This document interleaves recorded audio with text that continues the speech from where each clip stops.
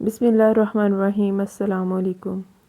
6 سال کی عمر میں یتیمی کا دکھ دل پر لگا اور ماں نے بیوقی کی چادر اوڑھ کر ماموں کے در پر دستک دی۔ ذات کے اونچے تھے، تبھی ماں دوسری شادی کے طوق سے بچ گئی۔ طوق اس وجہ سے کہ ستیلے باپ کے بارے میں بہت کچھ سن رکھا تھا۔ اچھے نہ ہوتے تو زندگی بھر کی اذیت گلے پڑ جاتی۔ ہم اونچی ذات کے سہی لیکن بے حد غریب تھے۔ میری زندگی میرے لیے دکھوں کا ایک تلخ تجربہ ہے۔ میں نے محروم لوگوں کو کم ظرف اور دوسروں کی خوشیوں کا حاسد ہی پایا ہے۔ شروع میں ماں کا کردار میرے لیے قابل رشک تھا۔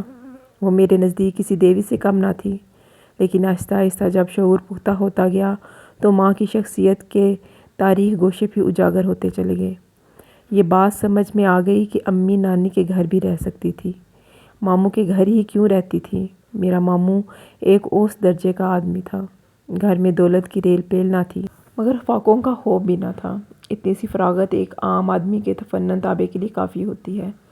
تبھی ماموں کو بھی ادھر ادھر تاکا جھاکی سوجھی اور اس نے گاؤں کی ایک بھولی بھالی الڑ دوشیزہ کو اپنے عشق کے چکر میں پھنسا لیا۔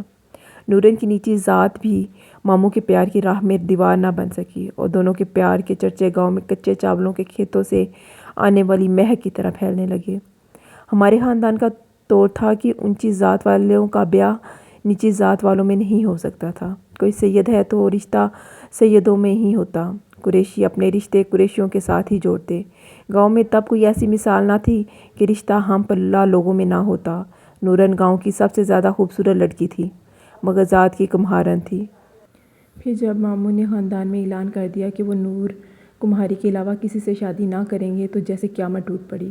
نانی نے دونوں ہاتھوں سے اپنا سر پیٹ ڈالا، مگر ماموں کی ضد کے سامنے کسی کی نہ چلی۔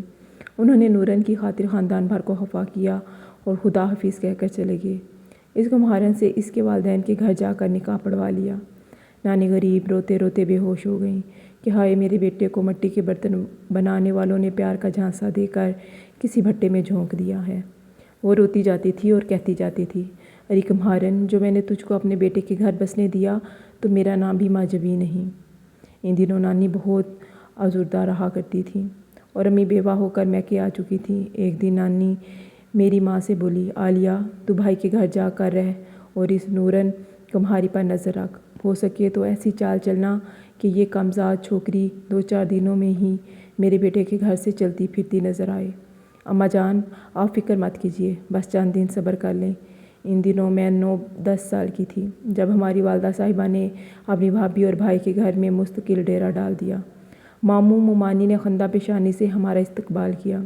نورن مومانی نے تو بہت زیادہ خوشی کے ساتھ میری ماں کو خوش آمدید کہا اور مجھے بہت پیار سے رکھا۔ وہ بظاہر خوش نظر آتی تھی کہ گھر میں اب 1 سے 2 عورتیں ہو گئی ہیں۔ ماموں کی نورن سے شادی کو سال گزر چکا تھا۔ شادی کے دوسرے برس ان کے ہاں 2 جڑواں لڑکے ہوئے تھے جو نوزائیدگی میں ہی وفات پا گئے۔ سال بعد ایک لڑکی نے جنم لیا جو بہت خوبصورت اور صحت مند تھی۔ اس دوران امی پیار و محبت سے اپنی بھابھی کے ساتھ رہتی رہیں اور بچی کی دیکھ بھال کے بہانے جب ماموں کے ذہن میں کو گرفت میں کر لیا تھا تو غیر محسوس طریقے سے ان کے گھر میں زہر پھیلانا شروع کر دیا۔ اب اکثر مومانی سے الجھ پڑتی۔ میں اماں کے دماغ کی صلاحیتوں اور سیاست پر حیران ہوتی کہ زیادتی بھی وہی کرتی ہیں اور معصوم بھی بن جاتی ہیں۔ ماموں الٹا مومانی پر غصہ ہوتے کہ میری بیوہ بہن اور یتیم بھانجی کو بوجھ سمجھتی ہو، ڈھنگ سے رہو ورنہ اچھا نہ ہوگا۔ وہ بیچاری سمجھ نہ پاتی کہ کیا کرے، خود اپنے ہی گھر میں آپ چور بن کر رہ گئی تھی۔ میں حیران ہوتی کہ نورن مامی بھی تو کوئی برائی نہیں تھی، پھر میری ماں کیسے برائیاں تلاش کر لیتی ہیں۔ مجھے وہ اچھی لگتی تھی، مگر امی نے ایسی باتیں کی کہ مجھے ان کے خلاف کر دیا۔ قدرتی بات ہے، بیٹیاں یوں بھی اپنی ماؤں کی طرف جھکاؤ رکھتی ہیں۔ نورن مامی اب کچھ میری ماں کی سیاست کو سمجھ چکی تھی، مگر شوہر کی پیار کی وجہ سے برداشت کرتی تھی کہ جو اس سے بے حد محبوب تھا۔ ہمارے ساتھ والے گھر میں نئے کرائے دار آئے۔ یہ 2 افراد پر مشتمل کنبہ تھا۔ شوہر صبح کا گیا رات کو لوٹتا۔ اس کی بیوی تہمینہ بہت خوبصورت تھی۔ وہ اکیلی ہوتی تو مجھے بلا لیتی، یوں ہم سہیلیاں بن گئی۔ وہ بڑی رنگین مزاج تھی، میک اپ کرتی بنی ٹھنی رہتی۔ مجھے بھی اس نے سجنے سنورنے کا شوق دلایا۔ وہ ہر جمعرات کو فلم دیکھنے جاتی اور مجھے اس کی کہانیاں مزے لے لے کر سناتی۔ ہمارے گھر میں لڑائی تو روز کا معمول تھا۔ اب تو امی اور نورن مامی میں ہاتھا پائی تک نوبت آ گئی تھی۔ واقعی امی نے ان کا جینا حرام کر دیا تھا۔ ایک بار ایسی لڑائی بڑھی کہ امی نے مامی کی چٹیا پکڑ لی تو انہوں نے میری ماں کا گریبان چیر ڈالا۔ میں گھبرا کر پڑوس میں گئی اور تہمینہ کو بلا لائی۔ ہاتھا پائی سے میرا دم نکلتا تھا۔ تہمینہ سے کہا، خدا کے واسطے ان دونوں کو چھڑا دو ورنہ ایک دوسرے کا خون کر دیں گی۔ تہمینہ نے ان میں بیچ بچاؤ کرایا۔ میں اس کے لیے چائے بنانے چلی گئی، اتنے میں ماموں آ گئے۔ انہوں نے تہمینہ کو دیکھا اور دیکھتے ہی رہ گئے۔ وہ جلدی سے بھاگ کر اپنے گھر چلی گئی۔ اب ماموں تہمینہ کو پوچھتے اور وہ ماموں کے بارے میں مجھ سے کریدتی۔ میں دونوں کی دلچسپی سمجھ گئی۔ تہمینہ نے میرے ذریعے ماموں کو گول مول پیغام دیا اور وہ سمجھ گئی۔ اس بات کو 2 دن ہی گزرے تھے کہ ایک محلے دار لڑکی نے مجھے بتایا کہ تمہاری پڑوسن تمہارے ماموں جی کے ساتھ فلم دیکھنے گئی ہے۔ میں بہت حیران ہوئی، ماں سے ذکر کیا اور ماں تو کھل گئیں، جیسے ایک نیا محاذ ہاتھ آ گیا ہو۔ بولی، اب آئے گا اس کمہار زادی کو مزہ، اسے طلاق نہ دلوائی تو میرا نام عالیہ نہیں۔ ماں کا اشارہ ملتے ہی میں بھی پکی کٹی بن گئی۔ اب ماموں کو بھی دشواری نہ رہی، جو بات تہمینہ نے ماما جی سے کہنی ہوتی مجھ سے کہہ دیتی۔ چھت پر ان کی ملاقاتوں کی میں نگرانی کرتی۔ ایک بار تہمینہ نے فلم دیکھنے کو کہا، ماما جی جو ناراض ہوں گے وہ بولی، ہوتے ہوں گے، اب نہیں ہو سکتے۔ جب وہ مجھے ساتھ لے کر سلما ہال پہنچی تو وہاں ماموں پہلے سے موجود تھے۔ ان دونوں کے ساتھ فلم دیکھی، مگر سوچا کہ ماموں ہیں پکے بے شرم، انہیں غیرت تو نہ آئی کہ بھانجی بھی ساتھ ہے۔ میں نے امی کو بتایا، وہ خوش ہو گئی۔ اب میں ہر روز ادھر کی بات ادھر کی بات ادھر کرنے لگی۔ اس پیغام رسائی میں خود میرا بھی دل چاہتا کہ کوئی ایسا ہو جو میرا بھی انتظار کرے، جو مجھ کو فلم دکھانے لے جائے۔ میرے ذہن میں عجیب و غریب خیالات کروٹ لینے لگے۔ ماموں کے اس عشق کی نحوست نے میرے پورے نفسیات خراب کر کے رکھ دیے۔ ادھر مامی نورن بہت پریشان تھی۔ جب سے ماموں کی تہمینہ سے خفیہ دوستی تھی، انہوں نے اس سے بات چیت چھوڑ دی تھی۔ وہ حیران تھی کہ یہ کیا ماجرا ہو گیا ہے، گویا ہم سب ایک طرف اور وہ اکیلی ایک طرف۔ اس پر جب میں نے دیکھا کہ ان کی نیا مژدہار میں ڈو رہی ہیں، ماموں نے ان کی الٹی سیدھی شکایتیں کر کے خوب پٹوایا۔ ماموں اب میری بات بہت سنتے تھے اور ممانی صبر کرتی رہیں۔ ہماری سازش رنگ لائی۔ ہم دونوں ماں بیٹی اس کو رلا کر ایسی خوش ہوتی جیسے ہم نے کوئی بڑا کارنامہ سر انجام دیا ہو۔ ایک دن تہمینہ نے مجھے بتایا کہ میرا شوہر دوسرا مکان تلاش کر رہا ہے، اپنے ماموں کو بتا دینا کہ مجھے بھگا لے جائے، میں اب اس کی جدائی برداشت نہیں کر سکتی۔ میں نے یہ پیغام ماما جی کو دیا۔ اس پر تو عشق کا بھوت سوار تھا۔ انہوں نے امی سے بات کی اور ماں نے تہمینہ کو اپنے بھائی کے ساتھ بھگانے میں مدد دی۔ یہ دونوں دوسرے ہی دن غائب ہو گئے۔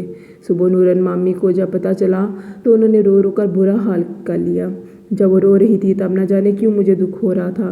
تہمینہ کے شوہر نے ماموں پر پرچہ کروا دیا اور کہا، اگر میں نے اپنی بے عزتی کا بدلہ نہ لیا تو میں اپنے باپ کا نہیں۔ نورن مامی نے جب یہ سنا تو اپنے حواس کھو دیے۔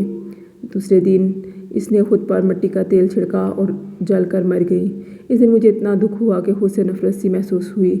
اس کے ساتھ اماں اور ماموں سے بھی نفرت ہو گئی۔ اماں اور نانی نے تو سکھ کا سانس لیا کہ اچھا ہوا ہودی جل کر مر گئی، مگر ان کی یہ باتیں اب میرے دل میں درد بن کر اترنے لگی۔ ایک دن میں جا رہی تھی کہ ایک 10 سال کا لڑکا میری طرف بھاگا اور میرے سر سے برقع کھینچ لیا۔ برقعے کے اوپر کا حصہ اتر گیا۔ ایک نوجوان کھڑا یہ سب دیکھ رہا تھا۔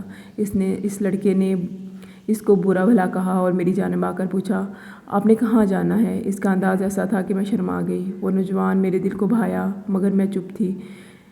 تب ہی اس نے کہا، سوچ لو، کل میں تمہیں اسی جگہ ملوں گا۔ گھر آئی تو سینے میں دل یوں دھڑک رہا تھا جیسے ابھی اچھل کر باہر آ جائے۔ اس کا خیال دل سے نہ جاتا تھا، رہ رہ کر اس کی صورت نظروں کے سامنے آ جاتی تھی۔ اب ہماری ملاقاتیں ہونے لگیں۔ میں نے اس سے بتایا، ہمارے ساتھ والا گھر خالی پڑا ہے، رات کو پچھلی دیوار پھاند سکو تو چھت پر آ جانا، میں اپنی چھت سے ادھر آ جاؤں گی، تبھی ملاقات ہو سکتی ہے۔ وہ مان گیا۔ انہی دنوں ماں نے میرا رشتہ طے کر دیا اور جلدی شادی کی تاریخ بھی پکی ہو گئی۔ میں نے مقصود کو ساری بات بتائی۔ اس نے کہا کہ میرا بڑا بھائی لاہور میں رہتا ہے، چلو اس کے پاس چلتے ہیں۔ میں کام گئی تو کیا میں مقصود کے ساتھ گھر سے بھاگ جاؤں؟ جب اس کی جدائی کا خیال آتا تو یہی فیصلہ کر لیتی کہ جو ہو سو ہو، میں اس کے ساتھ لاہور چلی جاتی ہوں۔ میں اس کی جدائی برداشت نہیں کر سکتی تھی۔ رات کے وقت موقع پا کر میں گھر سے نکلی اور ہم ایک انجانی منزل کی طرف روانہ ہو گئے۔ ہم لاہور جا رہے تھے۔ میں تصور میں اس کی دلہن بنی ہوئی تھی۔ تمام رات سفر کیا۔ جب ہم لاہور پہنچے تو وہ ایک اونچی پرانی بلڈنگ میں لے گیا۔ میرا دل خوف کے مارے ڈوبنے لگا۔ وسوسے آنے لگے، کیا واقعی یہ مجھے اپنے بھائی کے گھر لے کر جا رہا ہے؟ کیا بتاؤں اس کے بعد کیا ہوا؟ میں نے صرف ہیرا منڈی کا نام سنا تھا، اب دیکھ بھی لیا۔ 15 دن میں وہاں رہی، نئے مہمان آتے رہے اور میری مجبوری سے فائدہ اٹھاتے رہے۔ اب پتہ چلا کہ مجھے کسی سازش کے تحت یہاں لایا گیا تھا۔ تہمینہ کے شوہر کو اندازہ تھا کہ میں ہی اس کی بیوی کی پیغام رسائی کرتی ہوں، کیونکہ ان کے گھر صرف میں ہی آتی جاتی تھی ماموں سے بدلہ لینے کے لیے۔ اس شخص نے اپنے بھائی کو میرے پیچھے اسی مقصد کے لیے لگایا تھا کہ میں اس کے فریب میں پھنس جاؤں، اور میں بے وقوف 16 برس کی لڑکی پھنس ہی گئی۔ اس نے قسم کھائی تھی کہ وہ اپنی بے عزتی کا انتقام لے گا، سو اس نے لے لیا۔ اس نے سوچا ہوگا بیٹی نہ سہی بھانجی سہی، بھانجیاں بھی تو بیٹیاں ہی ہوتی ہیں۔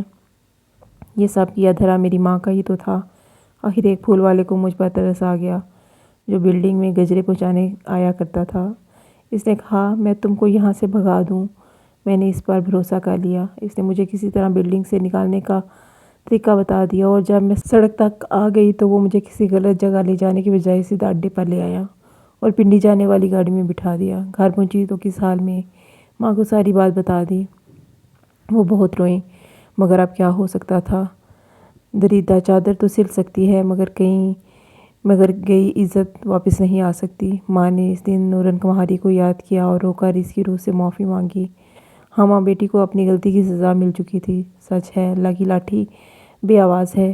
کسی کو برباد کرنے والے خود بھی برباد ہی ہوتے ہیں، کیونکہ مظلوم کا بدلہ اللہ لیتا ہے۔